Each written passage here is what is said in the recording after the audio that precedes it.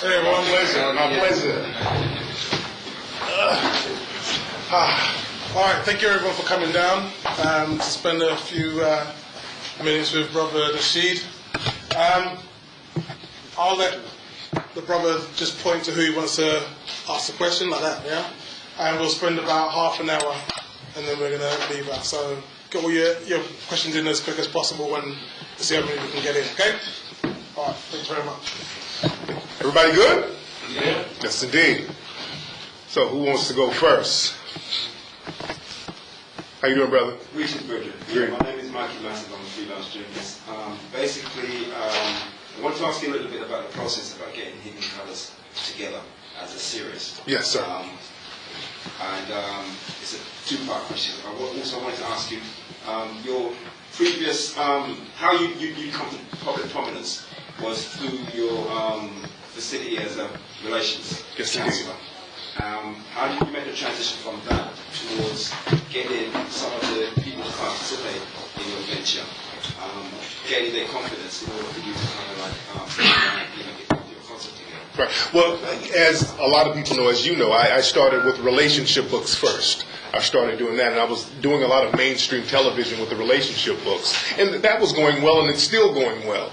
But I always noticed that even with the relationships, things would always go back to race, and racial issues were being popped up, and nobody was really addressing them that was in the public eye, especially black people. A lot of black entertainers just we're told to kind of stay away from black issues because that's a little controversial. And other people in the dominant society, issues in their community, they talk about it. They talk about issues in China, the Jewish community. All the communities get to talk about their problems except us. We're told not to. So I just thought that I would use my notoriety to bring attention to what I'm interested in, which is African history and black empowerment. And that's what prompted me to do the Hidden Colours series. And it was a gamble when we did it. I didn't know how it would do when we did it. It was kind of an experiment because no one had ever done a documentary series like Hidden Colours. And fortunately, it took off from there after we did it. And people insisted on keeping the series going because I was just going to do one movie and that was it. But the popularity was so immense, I just kept on doing it. And thankfully, and I say humbly, it's the best-selling history documentary of African nature that's out there. So we're going to keep it going as long as people are learning the information and sharing the information. Anybody over here?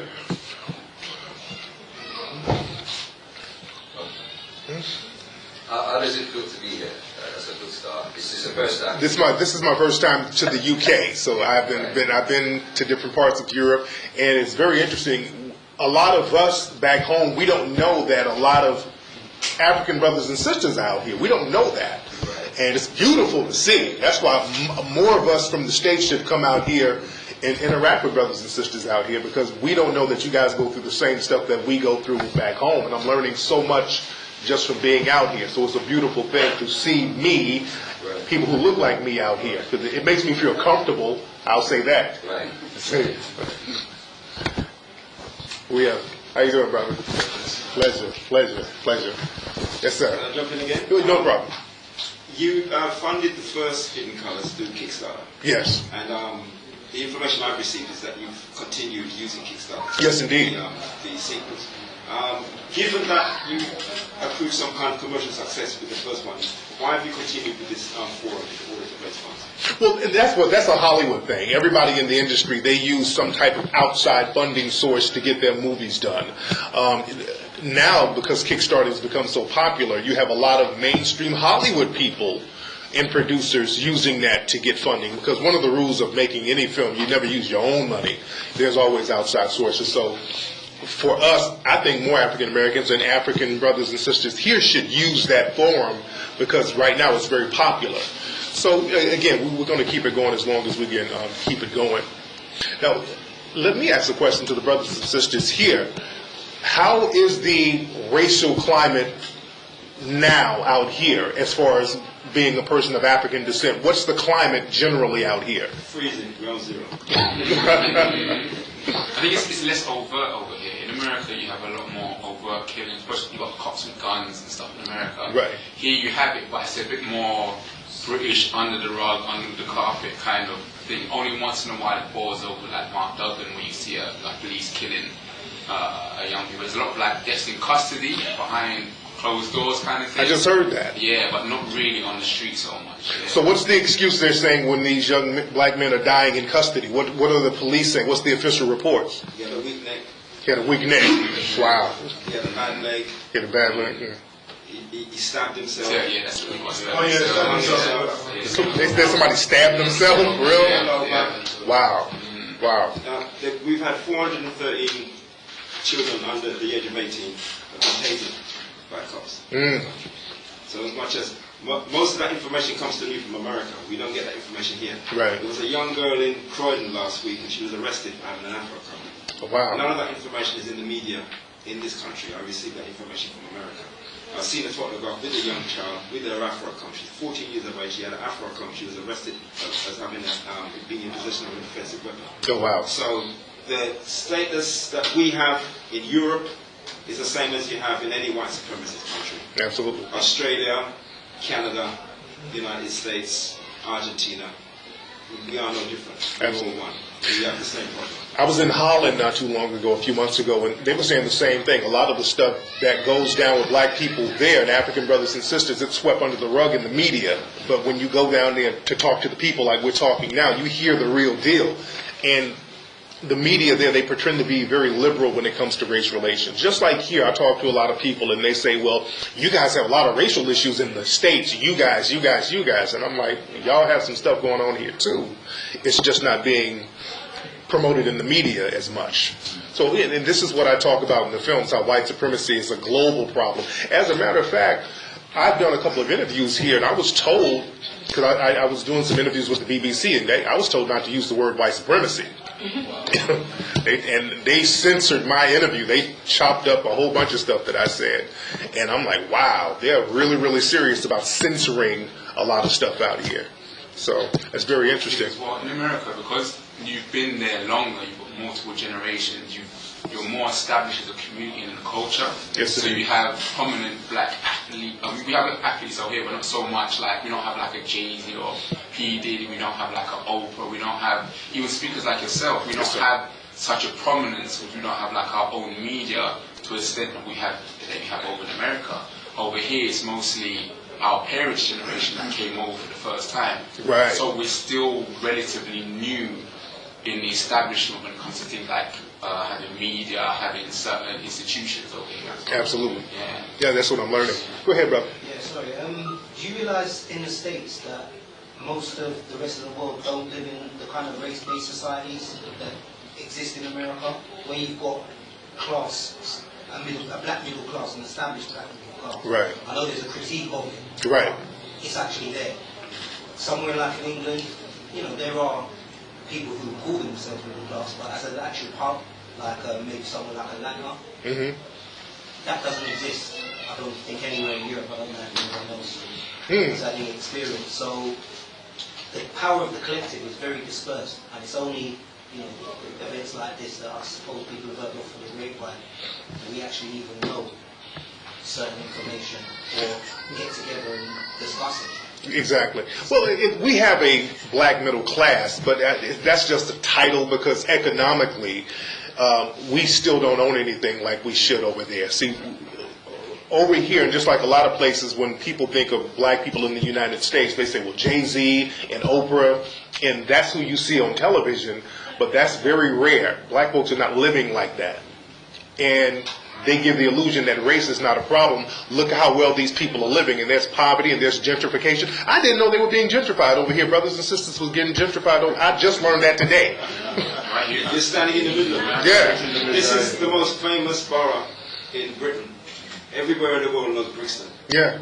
I took Spike Lee around here when he came here about 20 years ago. I took Spike Lee around. I said it was just like Brooklyn. At this point, they become so jealous. As usual, they're jealous. I contend with the supposition that, we've only been here for 2 or 3 generations. Yes. We've been here before the Romans. Africans been here from before the Romans. Alaude Equiana became a millionaire in London 400 years ago. Yes, indeed. We don't have an excuse to say, well, we're kind of new in this. What it is that we have a lack of information about ourselves. Absolutely. In terms of like what you demonstrated to us in Hidden Colours, what we need to do is tap into what we were doing before the My Alpha. And this is what you highlighted to the younger generation.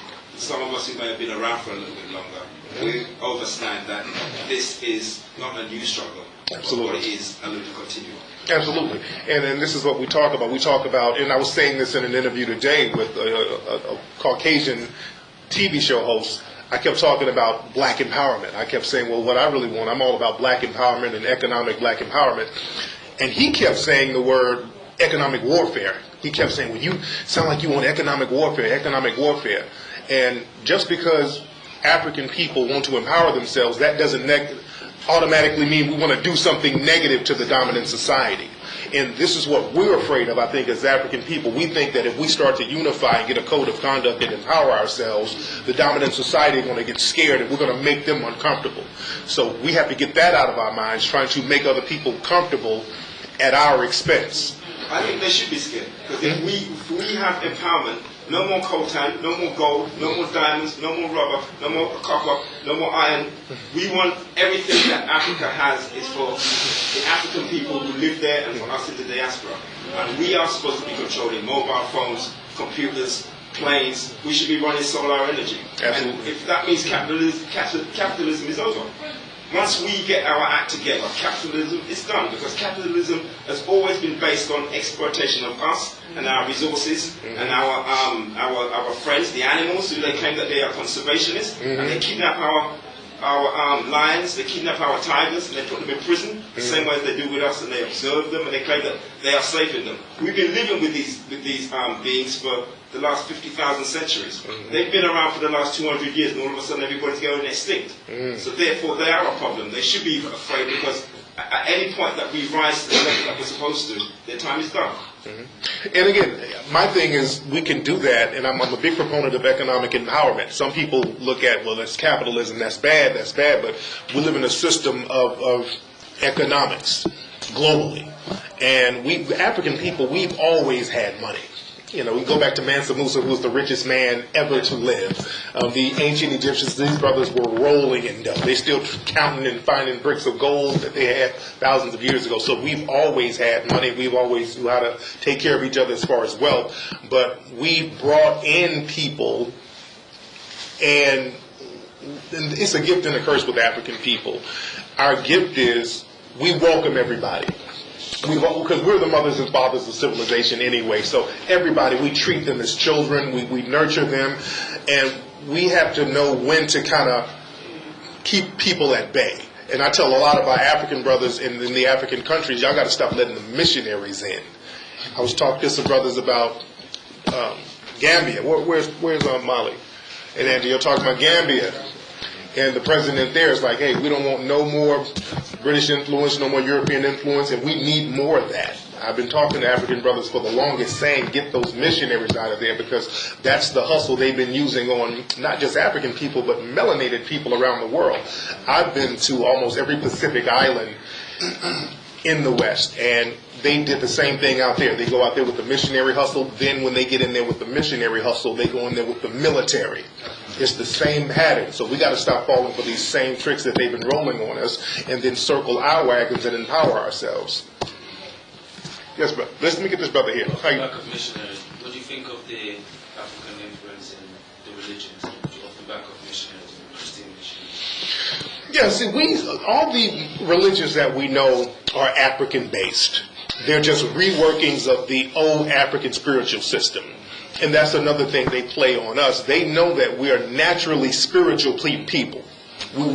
Spiritualism is basically respecting nature. That's what it's really based off of.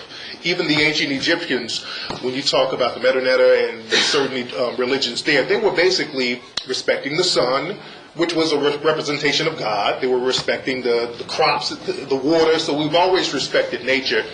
And the white supremacists kind of exploited that. They came in there saying, hey, we respect God too. So let us come in here and join with you. And once we let them in, then they flip on us. So we have to really understand what the white supremacists are about and what they're not about, and accept what they're not about. And they're not about helping us empower ourselves. and they've always been about exploiting us. So we have to come to the realization that we're going to have to keep some of those white supremacists at bay, and we're going to have to empower ourselves, and it's going to only take us to do so, because what we keep doing, just like the situation in Africa now, they're now going with bringing the Chinese in and allowing them to come in. So we don't want to replace white supremacy with Chinese supremacy, so we've got to be very careful about that. Like, I just come back from Ethiopia and I was in the middle of nowhere, and it's a big Chinese flag. Yes, indeed. Building up the things. Exactly. So they come in there to dominate and conquer. And the great thing about Ethiopia, what's interesting, when the Europeans went to colonize Africa, most of the countries were colonized. Ethiopia was never colonized. That's the only one that was never colonized. And the reason why is because King Menelik II, he was smart enough to say, hey, wait a minute, I'm a spiritual person, but I'm going to need some guns for these people. So he got thousands of guns from Russia, who was beefing with Italy, and when the Italians came, he gave them that work. So they backed up off of him. So we have to start thinking like that. He used this economy because he had an economy going on. So you mix that with your spiritual system so you can protect yourself. Go ahead, brother. What was the key to making Hidden Colors successful, not only with black conscious community, but black people as a whole? Yes. What was the key to that? You know, the key to that, when I did the Hidden Colors series, I wanted to do a series that was not directly made for the so-called conscious community. I wanted to, because the people in the conscious community know this stuff. They know a lot of this stuff. But there are a lot of people outside the conscious community who had no idea. And those are the people I wanted to go for.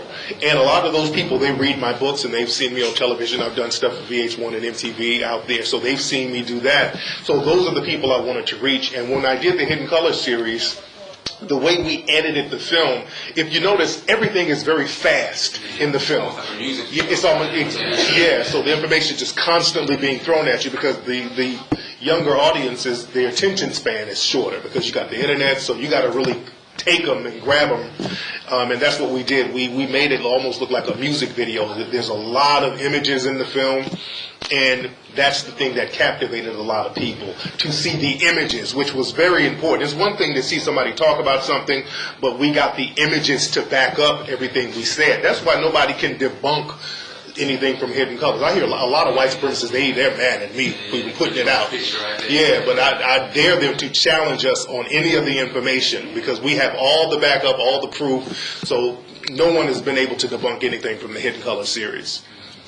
Go ahead, brother. Have you dealt with the distribution, especially in Europe? Because I know a lot of personal people that have had copies of the Hidden Colors series, truth be told, but don't want to order it over the internet. They don't want to use their credit card for it to be delivered to their home address.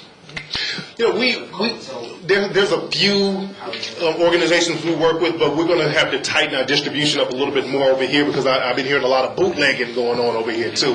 So that's not good. That's why I asked the question. And I don't play that bootlegging thing. When I'm in New York, I take the bootleggers stuff off their table if I see them. So because we got to really support stuff like this because in Hollywood, they can take losses like that. They can take a couple of bootlegs or whatever, but this movie, this series, we can't take that hit. So we need people to support it so we can keep doing it. Because we can't have it both ways with people saying, well, we need this, we need these kind of movies for us, we need these kind of movies, and when they come out, they can't bootleg them because we won't be able to keep doing them. So we're going to work on the distribution here to tighten it up. But personally, I'd say definitely need to establish somewhere an outsource, an outpost. Absolutely. It's definitely because people are interested. Yes, indeed. South London, West London, especially. Absolutely. We're going to work on that. I got to holler at my man Molly and all those people to let me know who's who so we can get that tight. Because we're working on Hidden Colors 4 now, as a matter of fact. So we really want to get that tight. And I want to actually come out here to host some screenings when that come out to really make it pop off. Hey, sister. With the Hidden Colors series so far, when you first made them, I mean, I hear you say it was for everybody, yes, not ma'am. just the conscious guy, because there's not really much point preaching to the converted. Yes. However, what about schools? Here, what our children are taught of themselves as Africans here is minuscule, just about slavery and nothing else. I had the opportunity to be schooled somewhat here and somewhat in Florida, America. And there's a big difference. Whereas our teachers went a bit deeper, well, quite a lot deeper in American schools than they did here. So I feel that you have, even though they dug deeper in America, there's still a lot left to be dug up and to be integrated into the education system. Now here we have actively some petitions online where we're trying to encourage or force really our education secretary to put more African history, African's truth into the national curriculum, because we believe it is having a negative effect on the way our children view themselves and therefore how they operate in life. Yes. Was that ever on the agenda for you in America or worldwide? It's actually what we do in the States. They do the same thing. They teach about slavery and civil rights and nothing else outside of that in the school curriculum. So with the Hidden Colors series, fortunately, there are a lot of black teachers who take the DVDs into their classes and still show them to the students, and they try their best to work it into the curriculum. There are many people who are trying to get it in the curriculum on a national level, but a lot of schools around the United States do show Hidden Colors. A lot of universities too, and a lot of private African American learning centers, they show it too. So that's one thing and one avenue we need to look at, doing private schools or just having private tutoring sessions for children, because the state, they go out of their way to not show stuff like this. And some people have shown Hidden Colors in schools and gotten in trouble for doing so as well. So it's very important that we create our own learning centers, just like my brother Umar Johnson. He's trying to start a school in the United States. Brilliant brother, and I support him 100% with what he's doing. And he talks about the importance of independent African schools, because the school system, basically, what they do to children, I found out they do that here, they funnel a lot of our children into special education as a way to segregate them. So there's a lot of psychological warfare going on with our children here and in the States. And we're just going to have to start educating them ourselves. So again as well, I'm speaking from the Mila Information Network News. Yes. Do you think, because recently we've had some authors from here, African authors, travel over to America as well, do you think, although Africans in America sometimes do refer to themselves as African Americans, do you think the allegiance is more to the flag of America as being raised and kind of brainwashed in that way? I think it's more geared towards that rather than being and seeing themselves firstly as Africans. I'm saying this because the cohesion, not just between Africans in England and America, but Africans globally. Right. I feel because we're not recognizing ourselves as Africans, then there's sometimes a lack of cohesion where in England, if we're working on one particular subject or goal, if we were supported by Africans globally, obviously a burden shared is a burden halved, and probably much more likely you're going to get to your goal. Exactly. Same vice versa all the way around the world, us supporting, I get what you're saying. is wonderful, and we should all pull together globally as Africans to Absolutely. push any and everything that we're doing. Now, a lot of African brothers and sisters here, they can identify more with Africa because a lot of people here, you got a parent from Africa, so you have a relative that's directly from Africa, so that correlation and that connection is still intact, it's still there. Now, African Americans in the States, you raised an interesting question.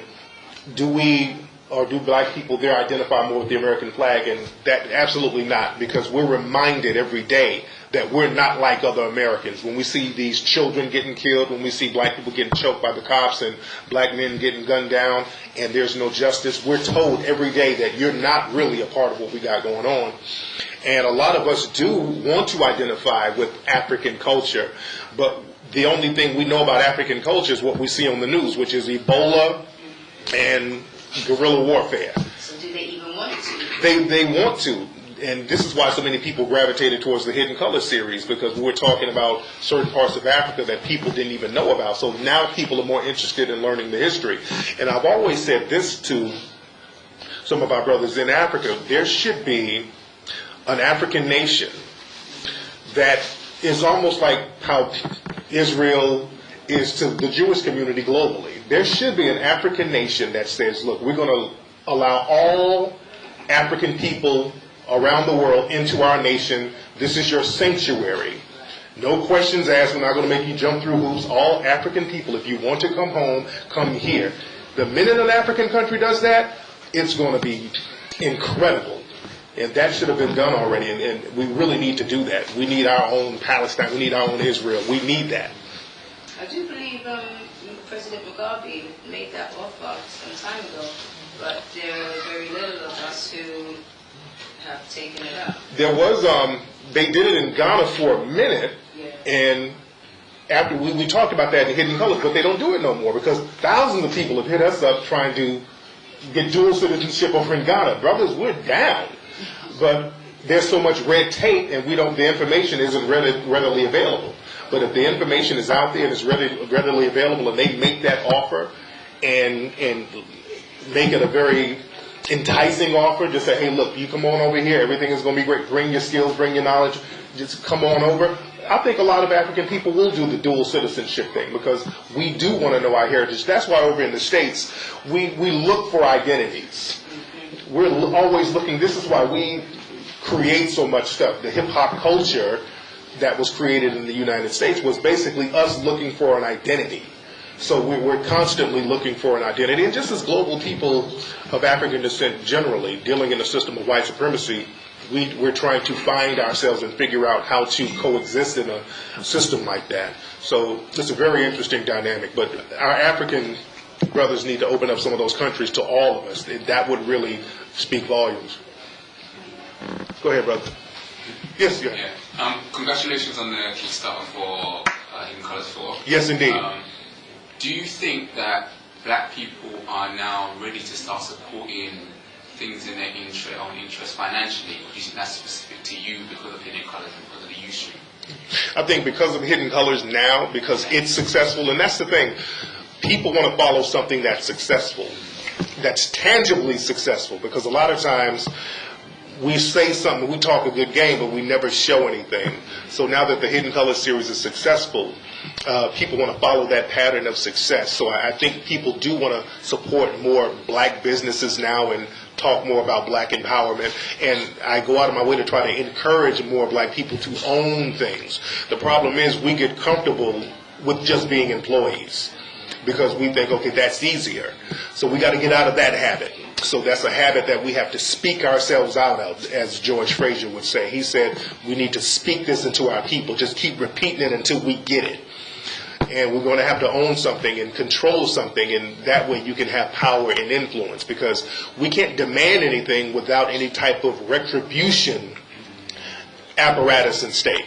Because we can say, we demand that the Parliament gives us this, gives us that, but what are you going to do if they don't? See, when Japan was decimated by the United States during World War II, they threw a lot of Japanese into the internment camps over in the United States. And after they got out of those camps, the Japanese said, okay, we need money. Y'all messed up our lives. We don't have anything. And the United States said, well, what you going to do if we don't? And the Japanese said, well, okay, we'll never ask you anything else again. The Japanese built their money up. They got their economy up. They got the economy strong. And in the late 80s, they came back to the United States because Sony was buying up everything. And they said, okay, about those reparations. And then the U.S. wrote checks to all the Japanese. So power understands power, because what they were going to do, Sony would have been like, okay, we're going to mess your economy up if you don't bow down to our needs. So now there's a threat there. See, you can create a threat with your economy, because sometimes we black folks start talking about we're going to get our guns and get our military. Dude, if you don't have an economy, that's suicide. You got to have an economy to back that up. Speaking on that, what's your thoughts about recently South Korea had that whole thing about the film that they was going to release and they were threatening it? how do you view that in the light of us being black people and we are often misrepresented in the media? Right. How, in light of that, how do you view that situation? That just shows you how power works. See, what was it North Korea or South Korea? It was North Korea who did that, right? It was North Korea? Right. See, North Korea, they have an economy. Not only do they have an economy, they got atom bombs. Yeah, you get it? Yeah, so they got backup. So they can back up what they say. So they said, okay, you're going to put out negative images of us. We got the money to hire computer hackers, some of the best, because those Korean computer hackers are some of the best in the world, and they hacked Sony's system and put their racism on display and embarrassed the hell out of them. And they had to pull that movie, so it hit them in the pockets. And we got to have power like that.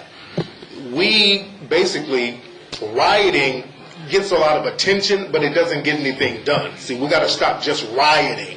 We got to back that up with something, because even down in Ferguson, there was a lot of rioting and protesting, but nothing is getting done. You have to have an economy. And I went down to Ferguson preaching about how you have to have an economy, because when I went down there during the first weeks of the riot, in the black area, in the economically deprived area, everybody's in the streets burning stuff down, but the police and the SWAT teams were protecting all the businesses. They were protecting money. So we have to understand that economy, that's going to be your protective shield. You can use your economy to protect yourself. Go ahead, Mommy. What can we expect on Sunday?